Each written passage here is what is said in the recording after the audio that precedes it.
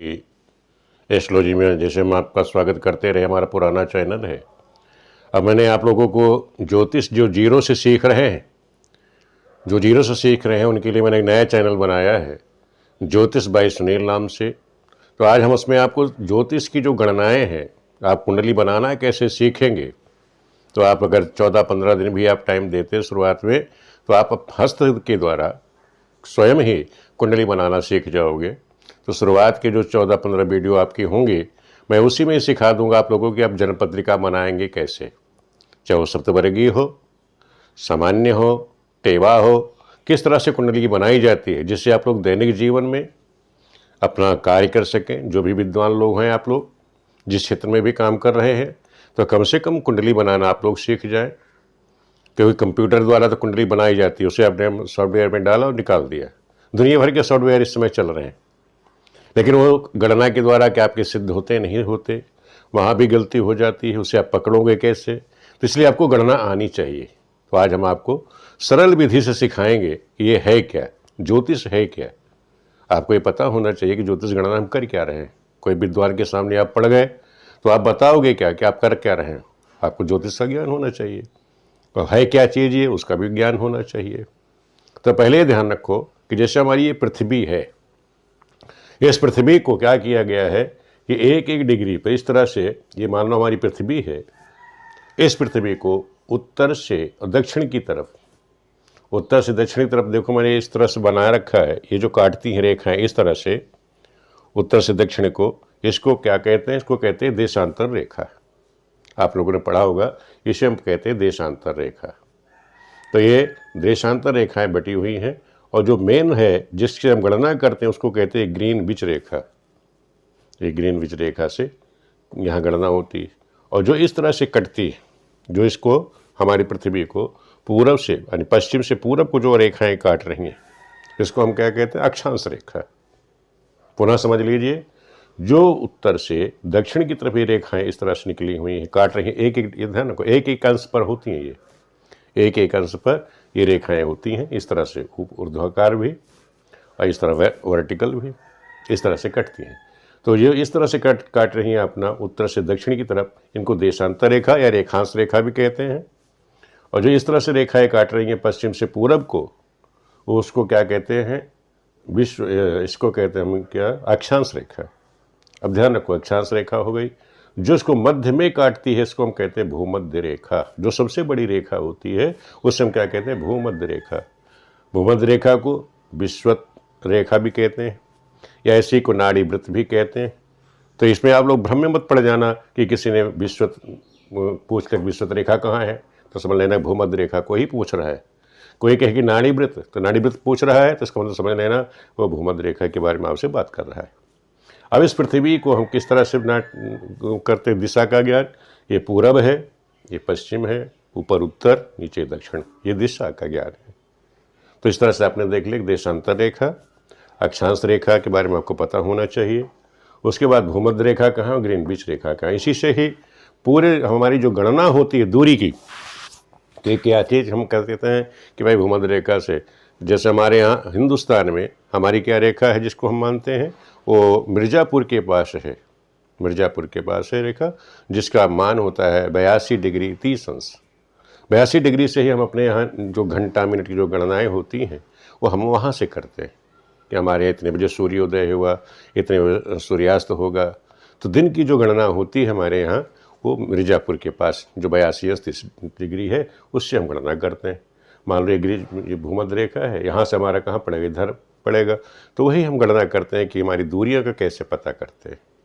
इसी द्वारा जो हमारा वो है क्या, आकाश है, उसको भी हम इसी तरह गणना करते हैं।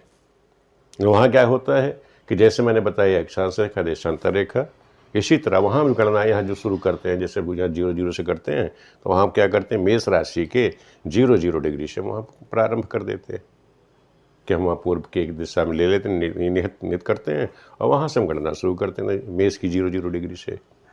तो वो सब चीज़ें हम आपको बाद में बताएंगे, ये आपको मुझे बताना अनिवार्य था। अब इन दूरियों को नापने के लिए गणनाएं क्या होती, सूत्र क्या होते हैं, कैसे नापोगे आप? पहले उसको सूत्र, इसे कहते हैं कोणात्मक दूरी। कोणात्मक दूरी नापने के लिए जो सूत्र है उसे नोट कर लो, वो आपके काम की चीज़ें हैं। आप लोग नोट करिए। पहले मैंने बताइए, पहले नोट कर लीजिए कि जो पृथ्वी की परिक्रमण गति है, जो पृथ्वी हमारी है, इसकी जो परिक्रमण गति क्या है, 365। यानी जो पृथ्वी है, ध्यान रखो, ये पृथ्वी सूर्य के चारों ओर चक्कर लगाती है, सूर्य के चारों ओर चक्कर लगाती है। तो ये ध्यान रखना, मान लो ये सूर्य है और ये आपकी पृथ्वी घूम रही है, ये पृथ्वी घूम रही है। मान लिया ये हमारी पृथ्वी है, ये यहाँ से इसने चलना शुरू किया। तो ये घूमने के लिए, इसको पूरा एक चक्कर लगाने के लिए पृथ्वी को कितना टाइम लगता है, 365 दिन। कितना समय लगा, 365 दिन लगते हैं। यहाँ से मान लो इसने, यहाँ पृथ्वी ने हमारे यहाँ से घूमना शुरू किया और यहाँ से यहाँ तक आने में इसको 365 दिन लगते हैं। तो ये 365 और डिग्री कितनी हो गई, 360। यानी ये 360 अंश घूमने के लिए पृथ्वी को कितना समय लगा, 365 दिन। 365 दिन लगते हैं। ध्यान रखो कि पृथ्वी को एक चक्कर लगाने के लिए 365 दिन लगते हैं। और लेकिन ये ध्यान रखो कि यहाँ तो सिर्फ चक्कर लगाने 365 दिन लगाए, पृथ्वी एक काम और करती है कि अपनी धुरी पर, जहाँ पर ये है, यहाँ पर भी ये घूमती है, अपने अक्ष पर भी ये घूमती है। तो रात दिन कैसे होते हैं, जब पृथ्वी अपने अक्ष पर घूमती है, उससे घूमने के लिए उसे लगते हैं 24 घंटे। कितना लगता है, उसे लगता है 24 घंटे। जो मानक समय है कि 24 घंटे में पृथ्वी अपने स्थान पर भी एक चक्कर लगा लेती है। यानी ऐसे भी चक्कर लगाती है सूर्य के चारों तरफ, और अपने स्थान पे वो 24 घंटे में भी चक्कर लगा देती है।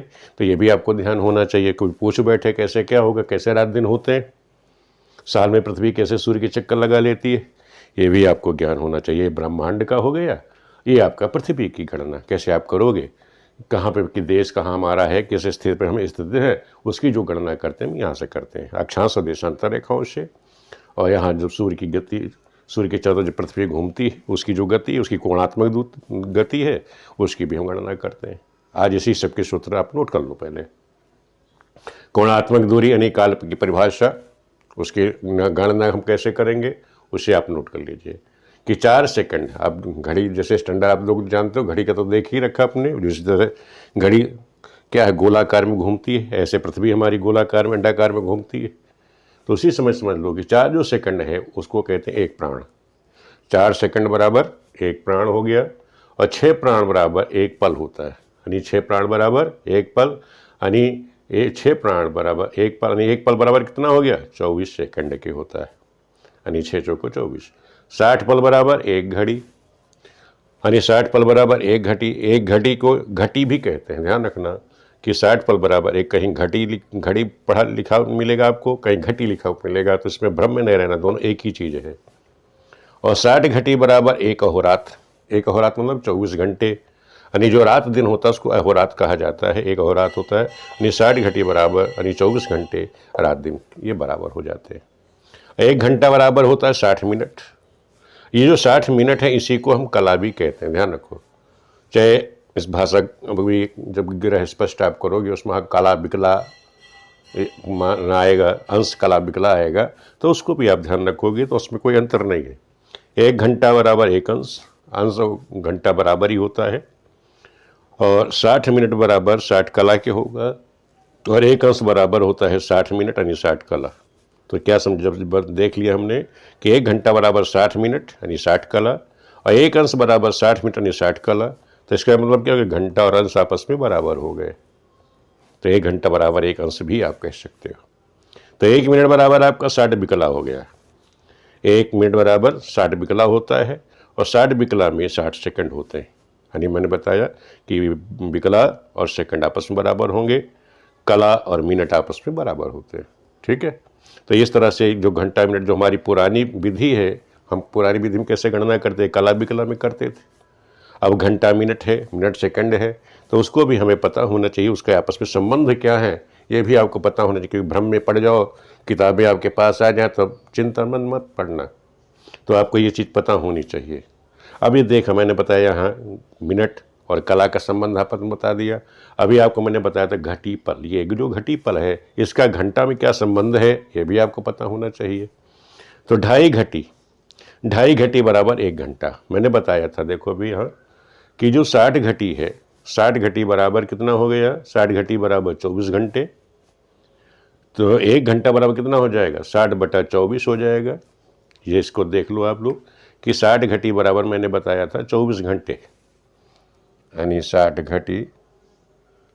घटी बराबर हो गया 24 घंटा। तो 1 घंटा बराबर कितना हो जाएगा, ये हो जाएगा 60/24, 60/24 मतलब 2.5 घंटे। ठीक है, इस तरह से आप निकाल सकते हो।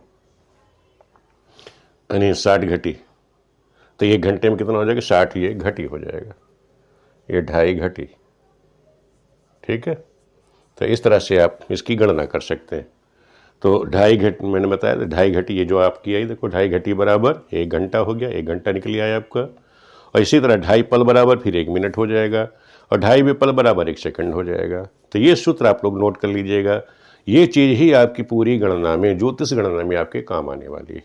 आगे जब हम आपको गणना बताएंगे कि जो ज्योतिषीय गणना है, जैसे घंटा मिनट रहेगी, सूर्य स्पष्ट कराएंगे, या कोई भी गणना हम करेंगे, तो इसी के द्वारा हमारी जो आगे की गणना है वो चलेगी।